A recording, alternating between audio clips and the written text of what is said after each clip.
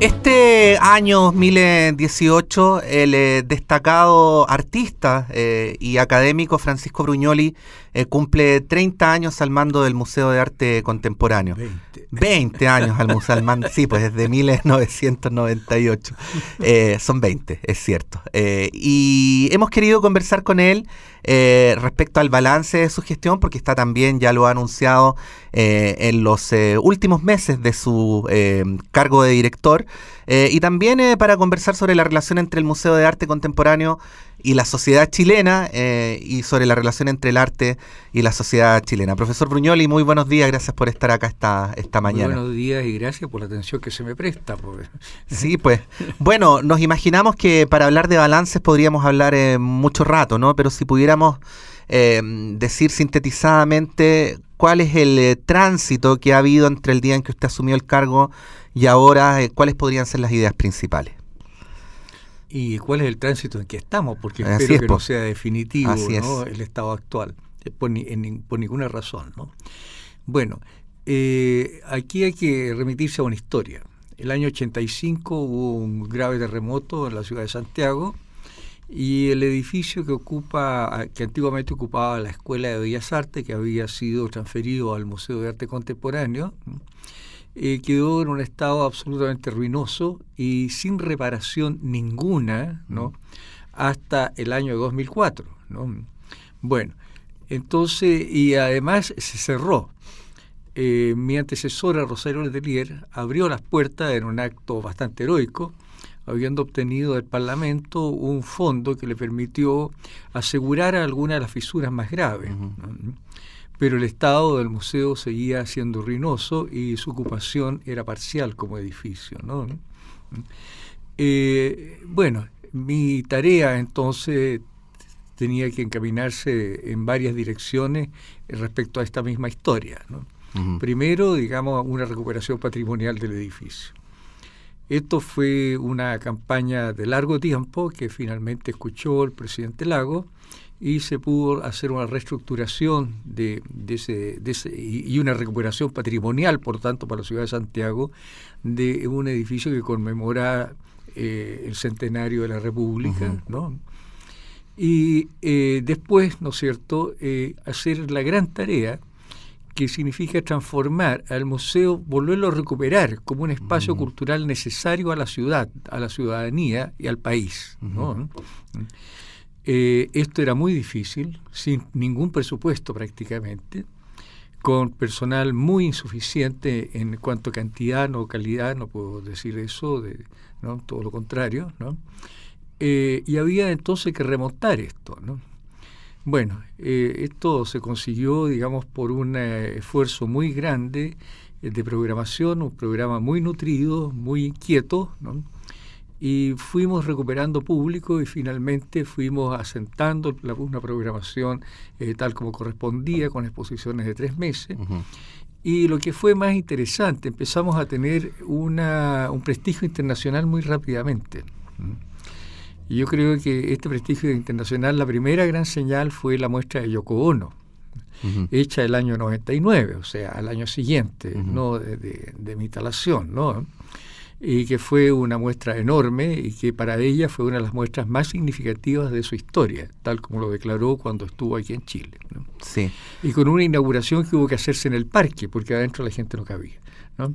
Y después, bueno, traer la Bienal de San Pablo, trabajar con Francia, con España, ¿no? Con Alemania, trayendo grandes exposiciones, vinculándonos con artistas y curadores internacionales, y, digamos, poner al museo en otra situación, pero al mismo tiempo insistir en lo primero, estar pensando siempre en demostrar que el museo tenía que ser necesario a la sociedad chilena, porque esto era parte también de un discurso que yo tenía al interior de la universidad.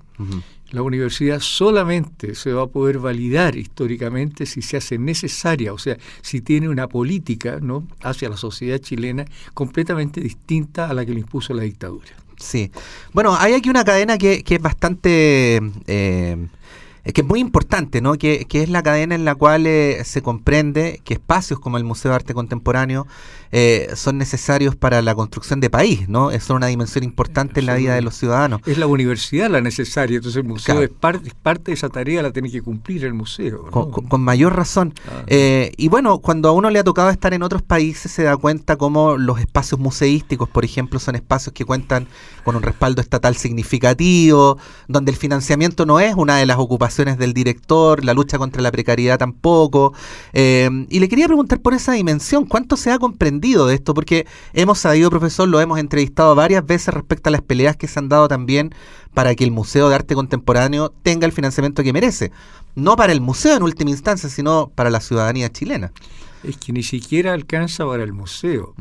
El museo tiene en este momento, por primera vez de su historia, un presupuesto de 300 millones al año.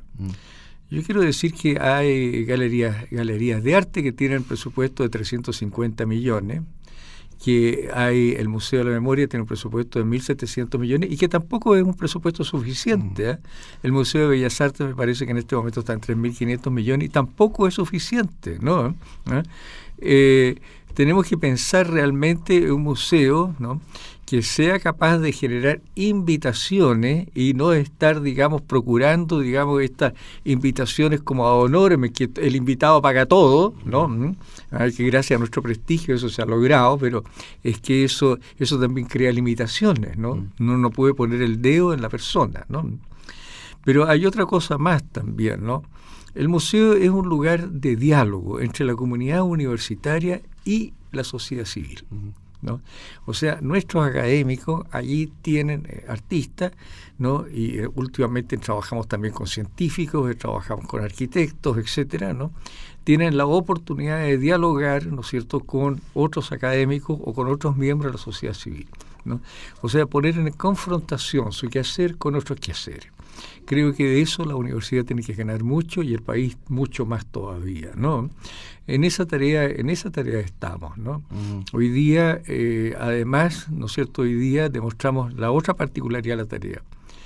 Museo de Arte Contemporáneo, y esto lo hemos dicho y hemos hecho muestras demostrativas de esto, es un museo de la actualidad. Contemporaneidad significa aquello en lo que estamos, hoy día, en este momento. Problematizar el presente.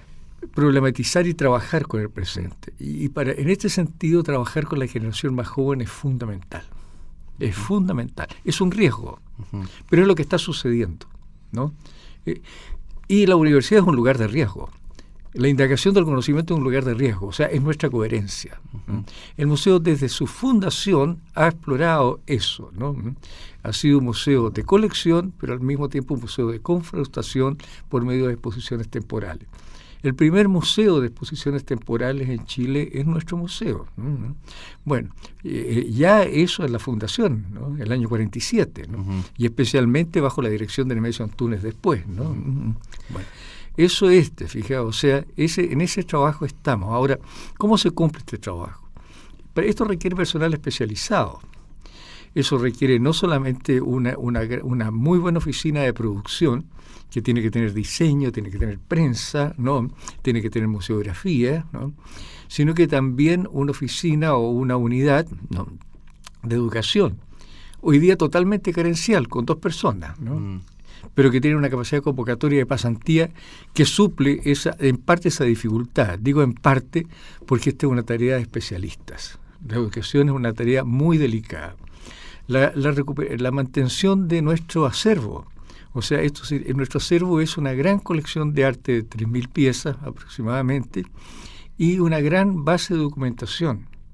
Bueno, necesitamos especialistas en mantener documentación para poner esa, digamos, al alcance de investigadores externos que llegan a revisar aquello que guardamos, ¿no?, que es un verdadero tesoro.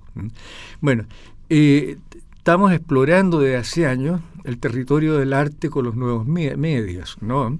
Bueno, esto ha sido una aventura, en parte financiada inicialmente por España, por AECID, ¿no?, pero que nos ha permitido estar en red con muchos museos del mundo, ¿no?, y al mismo tiempo generar actividades, ¿no?, en la línea justamente del arte experimental de los nuevos medios. Tenemos una sala especialmente dedicada a eso. Constantemente hay exposiciones donde artistas trabajan, digamos, con ingenieros, con neurocientíficos, con astrónomos, con antropólogos, etcétera, ¿no? O sea, estamos procurando entrar en un territorio que para la universidad en este momento también es absolutamente necesario en todas las áreas del conocimiento, lo que se llama la transdisciplina, la aparición de nuevos objetos culturales, claro, de nuevos, ¿no?, cruces, ¿no? De nuevos cruces que producen, tienen productos culturales inéditos, ¿no? Sí. Bueno, más de alguna vez hemos conversado sobre la profundidad del apagón cultural o de la destrucción cultural que se produjo durante la dictadura. Y sigue siendo un tema interesante para el debate si hemos logrado recuperarnos de eso. Y lo pienso particularmente en la subjetividad de los tomadores de decisión, de las dirigencias políticas, para darle a la cultura el lugar que idealmente debería tener, ¿no?, en las políticas públicas y en las sociedades. ¿Qué reflexión podría hacer sobre esto, ¿no?, sobre el lugar que juega la cultura en la subjetividad de nuestras élites políticas actuales? Bueno, es que creo que se ha generado una estructura de dirección política del país negativa a eso. De partida, gobiernos de 4 años atentan contra la instalación de políticas públicas realmente sólidas, porque un gobierno necesariamente tiene que cumplir el programa porque fue elegido. Sí, es pura coyuntura. Y tiene prisa en cumplir el programa, por lo tanto todo se convierte en coyuntura, ¿me entiendes?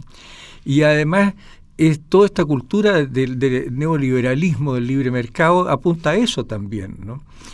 O sea, se ha desarrollado una cultura del consumo, o sea, del comprar para votar, ¿no?, para poder volver a comprar. Un vértigo, ¿no?, enajenante absolutamente, que nos ha convertido en grandes productores de basura, ¿no? Bátimo, en su libro Las ciudades invisibles, habla de una ciudad donde todo se renueva diariamente, ¿no? Al final esta ciudad quedó rodeada de una cordillera de basura aislada, ¿no? Bueno, ¿no? Cuidado, ¿no?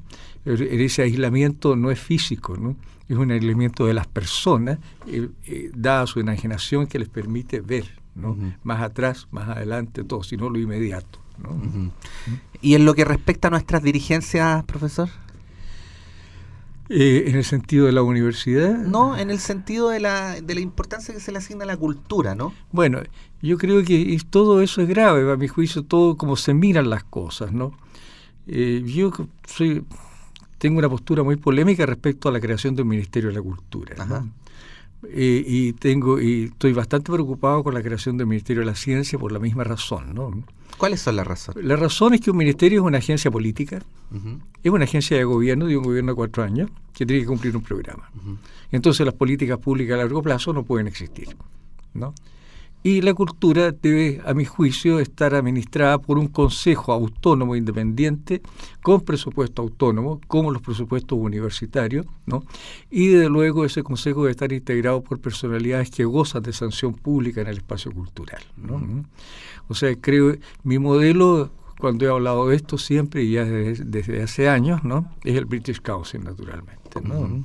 Sí, algo completamente distinto a lo que ha cuajado en el caso chileno. Creo que no tiene nada que ver, y estoy mirando, observo con mucha angustia, digamos, ¿no?, lo que pueda pasar en el campo de la cultura, ¿no? Cuántos proyectos pueden cambiar radicalmente de sentido, etcétera, etcétera, ¿no? Bueno, no puedo juzgar, ¿no? Estábamos recién iniciando un cambio, vamos a ver lo que sucede, ¿no? Pero el temor lo tengo y no lo puedo evitar, ¿no? Sí. Bueno, como decía el profesor Brugnoli, no me acuerdo si lo dijo cuando ya estábamos al aire o lo dijo antes, aquí lo importante es que los procesos tengan continuidad, que no haya situaciones estáticas. Por supuesto deseamos lo mismo para el Museo de Arte Contemporáneo y vamos a seguir conversando más allá de su cargo con el profesor Francisco Brugnoli sobre la relación entre sociedad, políticas y cultura. Y universidad. Y universidad, que es fundamental. Pues. Profesor Brugnoli, muchas gracias por venir esta mañana. Bueno, no, gracias a ustedes pues, por preocuparse de nuestro museo, que yo creo que es algo bastante importante para la sociedad chilena. A lo mejor es una credibilidad mía, pero es la que me permite subsistir, ¿no? No, la compartimos plenamente.